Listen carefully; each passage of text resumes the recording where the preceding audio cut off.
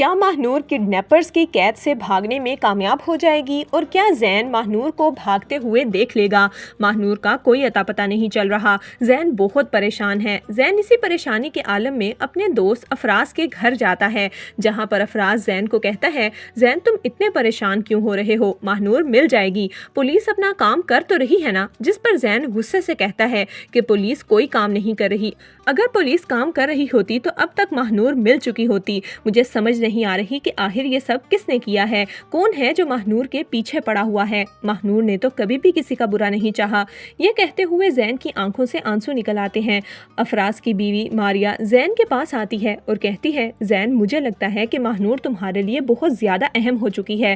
جس پر زین کہتا ہے، مجھے یہ سمجھ نہیں آ رہی کہ اس کے گم ہونے پر مجھے یہ احساس ہو رہا ہے کہ میں اس کے بغیر نہیں رہ سکتا، اس کا میرے سامنے رہنا کتنا ضروری ہے۔ ماہنور کے لیے میری آنکھوں سے آنسو نکلے ہیں، مجھے تو یہ سمجھ نہیں آ رہی کہ یہ مجھے ہو کیا رہا ہے۔ جس پر ماریا کہتی ہے، زین تمہیں ماہنور سے عشق ہو گیا ہے، اب تم کبھی بھی مہوش کے ساتھ خوش نہیں رہ پاؤ گے۔ ماہنور جب تمہیں مل جائے گی تو تم اس سے اپنی محبت کا اظہار کر دینا، ورنہ تم یوں ہی پچھتاؤ گے۔ جبکہ دوسری طرف ماہنور کی ماں کو اب مہوش پر شک ہونے لگا ہے۔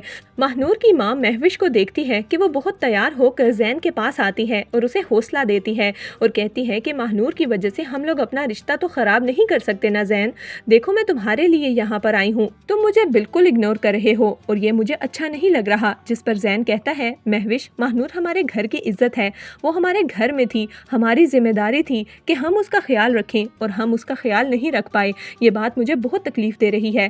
مہوش جیسے ہی اپنے گھر کی طرف جانے لگتی ہے تو ماہنور کی ماں آسیہ اس کا ہاتھ پکڑتی ہے اور کہتی ہے، مہوش مجھے سچ سچ بتاؤ ماہنور کہاں ہے؟ جس پر مہوش کہتی ہے، آپ یہ کیسی باتیں کر رہی ہیں، میں بھلا ماہنور کو کیوں کڈنیپ کرواؤں گی؟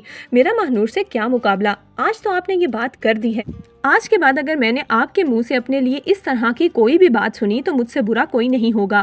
یہ کہہ کر مہوش وہاں سے چلی جاتی ہے۔ زین کی ماں یہ سب کچھ دیکھ لیتی ہے، وہ زین کے پاس آتی ہے اور کہتی ہے، زین یہ سب کچھ اب ختم ہو جانا چاہیے، وہ لڑکی ملتی ہے یا نہیں ملتی، ہمیں اس سے کوئی سروکار نہیں، تمہاری اور مہوش کی میں شادی کروا رہی ہوں، اس سے آگے میں کوئی لفظ نہیں سننا چاہتی۔